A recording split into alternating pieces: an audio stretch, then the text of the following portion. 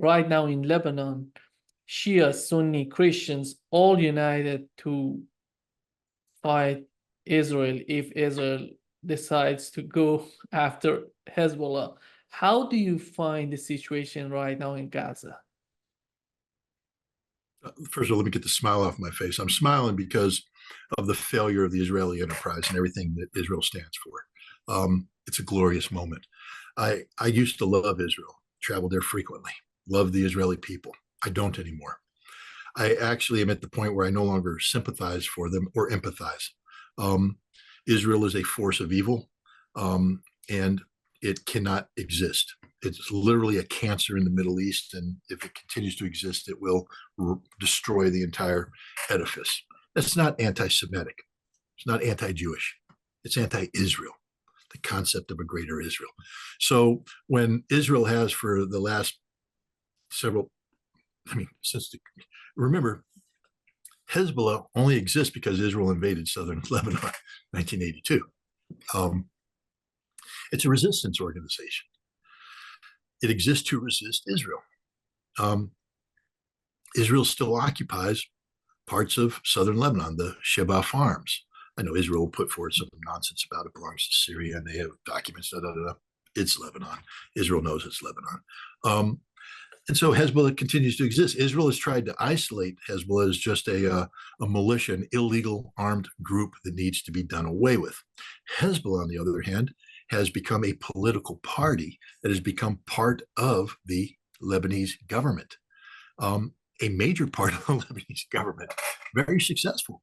And Hezbollah is well thought of. I mean, there's a lot of corruption in Lebanon. A lot of political parties don't have the trust and confidence of the Lebanese people. It says something when Hezbollah does have the trust and confidence, even amongst those segments of society, the Christians in particular, the Sunnis, that might otherwise be inclined to be opposed to Hezbollah because of sectarian reasons. Hezbollah has become synonymous with Lebanon.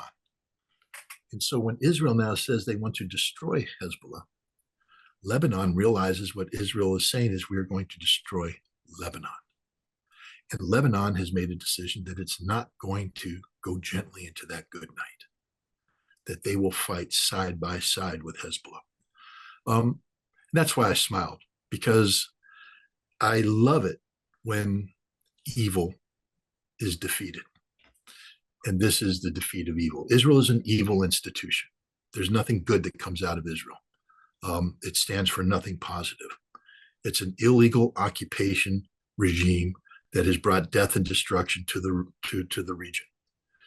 The only good that's come out of Israel is the good that it does for itself, the self-promotion of a perversion of the Jewish cause through Zionistic institutions that have nothing to do with promoting Judaism, everything to do with opposing or oppressing the indigenous Arab population of the region, the Palestinian people.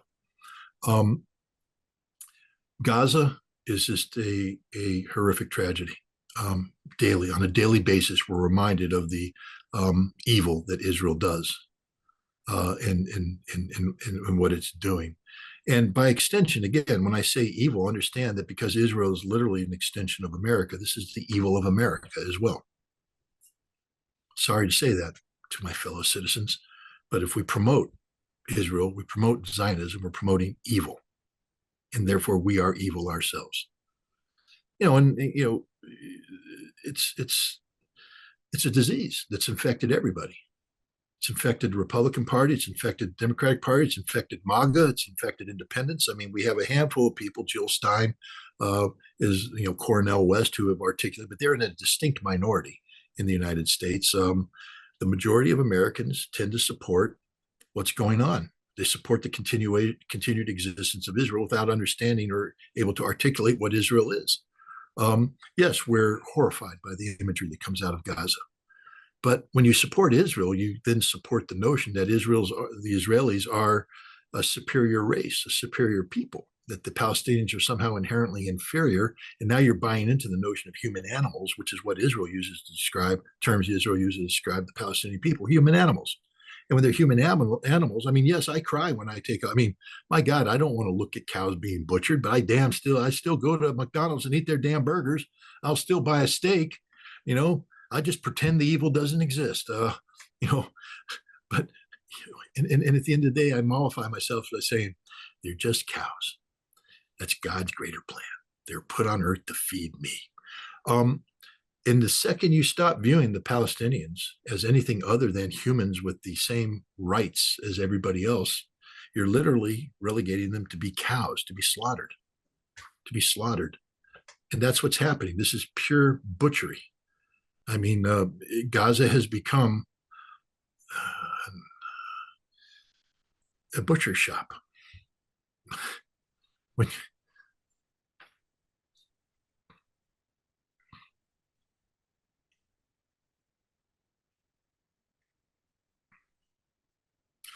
When you see what they've done to those children, not just the death of the children, but the physical mutilation of their bodies, the slaughter of entire families, and the fact that it continues on a daily basis on the scope and scale that it does shows a gross indifference to human life, not just by Israel. I've already categorized them as evil. They are evil. Israel must be annihilated, eliminated as a nation state. It has no right to exist. It's lost that right. If it ever had it, it lost it a long time ago. But the American people, we let Nikki Haley go and sign artillery shells, encouraging the Israelis to finish the job. That's like telling Adolf Hitler, fire up the crematoriums, finish the job, get the trains running faster, baby, finish the job. Telling Andrew Jackson, don't let them go on the Trail of Tears, man. Kill them all. Don't let them go to Oklahoma. Wipe them all out, baby. We don't need those American Indians. They're not humans. They're animals, human animals. Human animals. And that's what the Palestinians have become in the minds of everybody, because we're just simply watching the slaughter of an entire people. Now, this is where it gets controversial, and I get in a lot of trouble when I say this, but it's a necessary slaughter. And I don't mean that because I view them as human animals. I view them as martyrs, as people who had this conflict not taken place the way it has, wouldn't achieve the potential outcome that appears to be, on the horizon. The actual formation of a Palestinian homeland, a Palestinian state. It was never going to come free. It was never going to come easy. There was always going to be a horrific cost, because you can't have a Palestinian state and a Zionist Israeli entity peacefully coexisting. It's impossible. A two-state solution is impossible, especially now. It's impossible. Israel is incompatible with the vision of a Palestinian state, so Israel must be eradicated, eliminated, removed. That can't happen without dramatic transformations of opinions, political, just tectonic shifting of political, emphasis. And that can't happen unless the entire world was shocked by Israeli atrocities.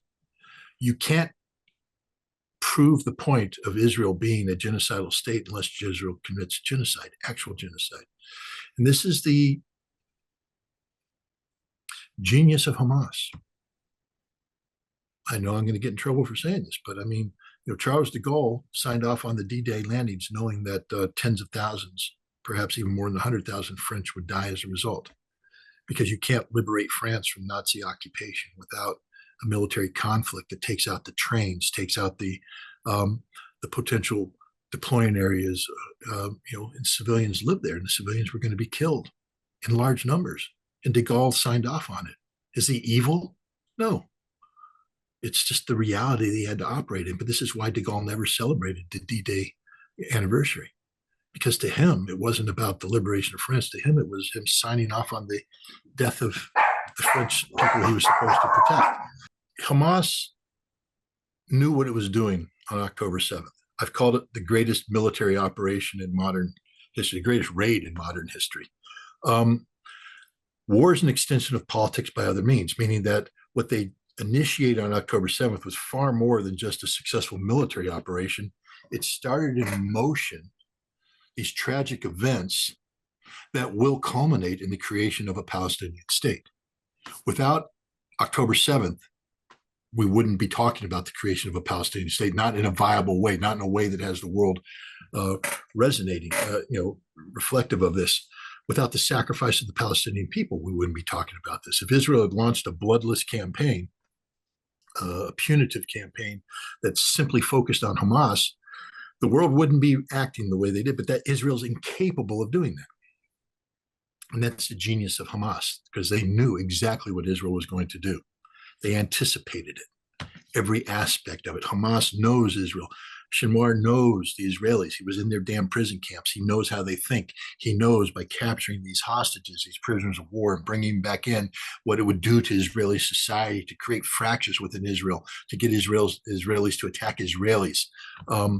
He understood that the Israeli army was incapable of managing a conflict as complex as what they faced in Gaza, fighting a war on above ground and below ground at the same time. They can't do. And he knew that Israel didn't have the capacity to absorb the damage that was being inflicted on it long term by Hamas. Israel today admits it's running out of tanks. Israel's running out of tanks. Why? Because Hamas is destroying and damaging them. Hamas understood this. They have the plan, the wherewithal, the sustainability factor. Israel's running out of spare parts. Israel's running out of men that are willing to fight. Israel's been strategically defeated by Hamas.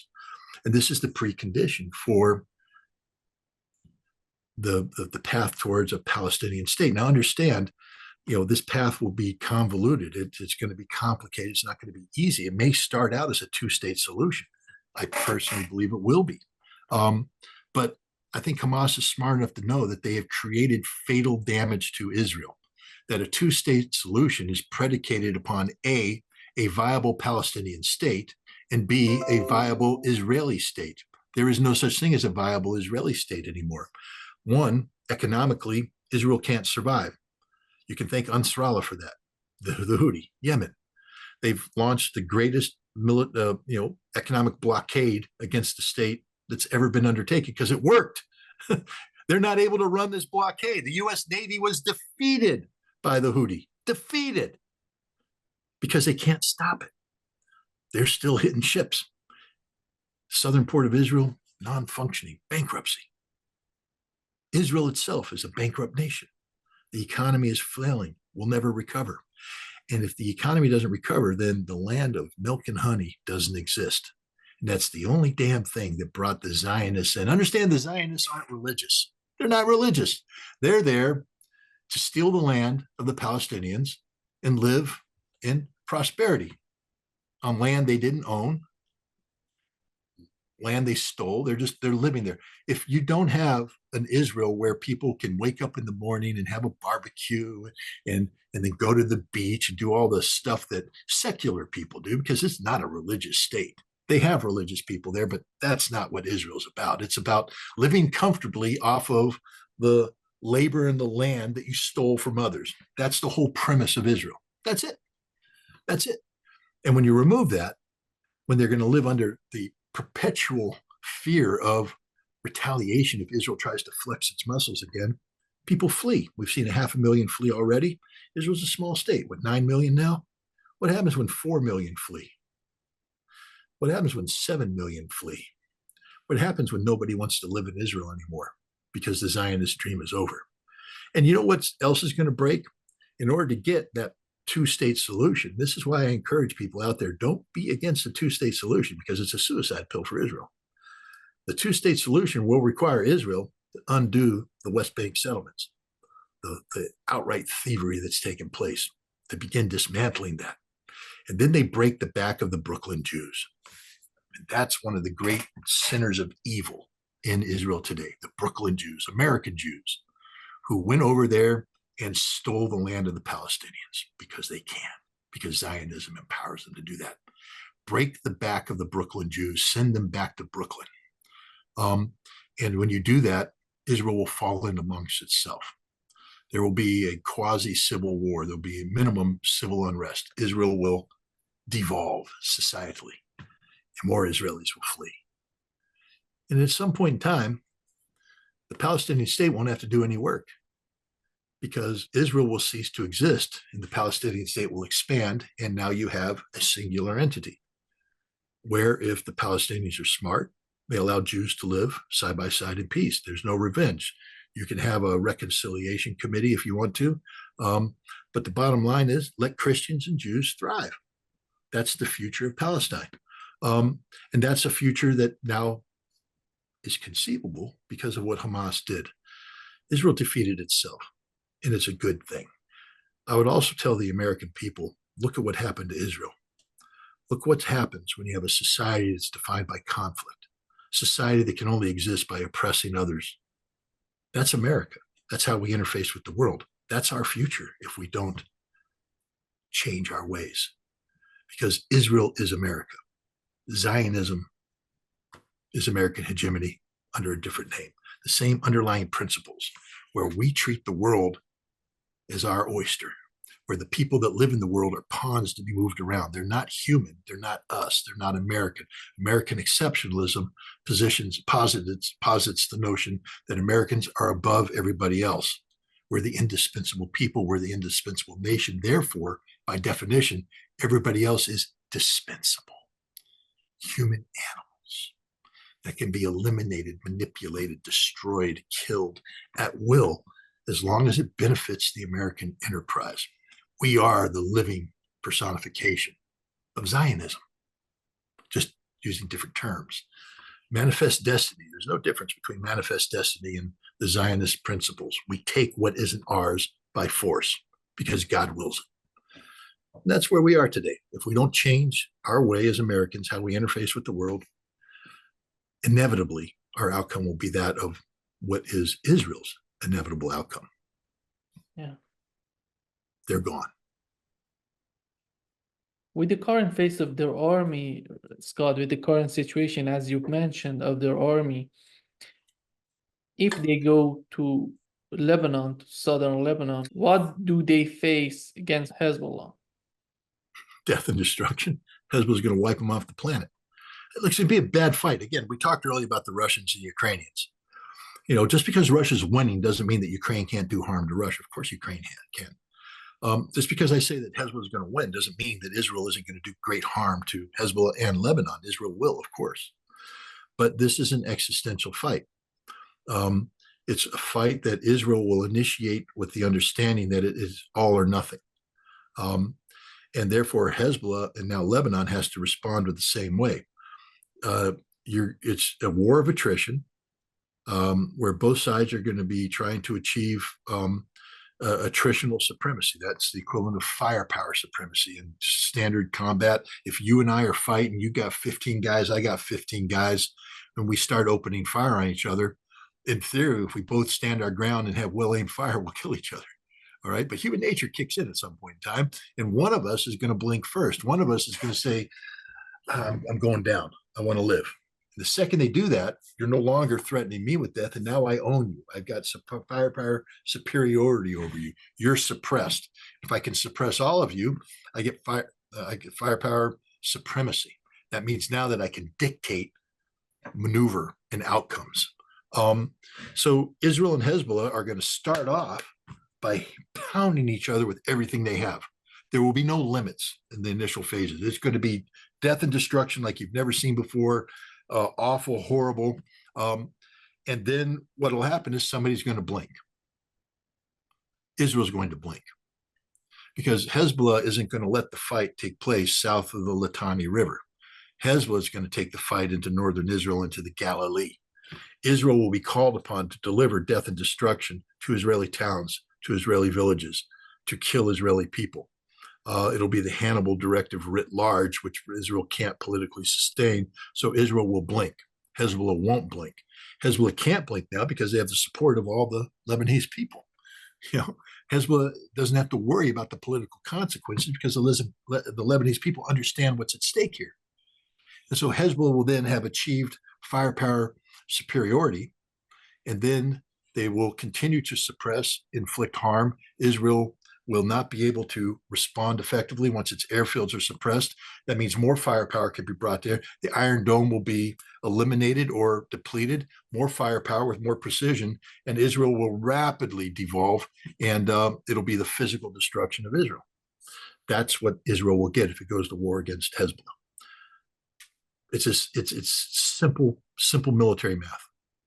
I when I in the lead up to the Gulf War in October 1990, I was put in charge of a war games cell at the Warfighting Center in Quantico. Major General Caulfield ran it, and my job was to run scenarios for the Marine attack against the Iraqi defensive lines. Schwartzkopf had the Marines attacking a certain sector, and General Boomer wasn't happy. And so he went to Caulfield and said, could you help us find the right place to attack? This required me to build a computer model of the Iraqi defenses, populate it, and then run simulations of the Marines attacking. And you do that by, you have to get down into the brass tacks, morale factors, ammunition depletion, communications capabilities, etc. And you run the model. And I ran that model nonstop from October until early December, trying to come up with the best location and the best forces. And yes, it's computerized, but after you do it, after a while, your brain starts to work like the computer, and you start to be able to predict outcomes. You can sit there and say, if we get it to this, that, and the other thing, this is probably what's going to happen because I've seen what has happened in the past. And so my brain's been conditioned to plug in a whole bunch of military factors and just sit there and blink it through and go, yeah, I see the correlation of forces. I see the attritional factors, and I see what's likely to happen. Now, there's the human factor that's impossible to quantify, and that's always a reality there. But you offset that by focusing on things that will have an impact on human, like command and control. Communications is important. If you block communications, you can't command and control. That inevitably leads to a deterioration of combat capacity. And that's what I've done with Israel and Hezbollah. So if people are out there going, how can you possibly? I'm just telling you guys right now that I have actually spent many hours laying out the force structures. I've populated it with data that is weighted to take into account experience, logistics, command and control, etc. And when I run that computer model in my head, Hezbollah wins every single time. But here's the other thing that people, that I should tell people. Israel ran 2 consecutive exercises in 2022 and 2023 where they tested a similar conflict notion. Basically, it was, what if everybody attacks Israel at once? But the main theater of operations for Israel was in northern Israel, southern Lebanon, against Hezbollah. Israel lost every time. Israelis know it too. It's just the way you can't, if you're being honest, you can't fake the data. And the data has Israel losing every single time.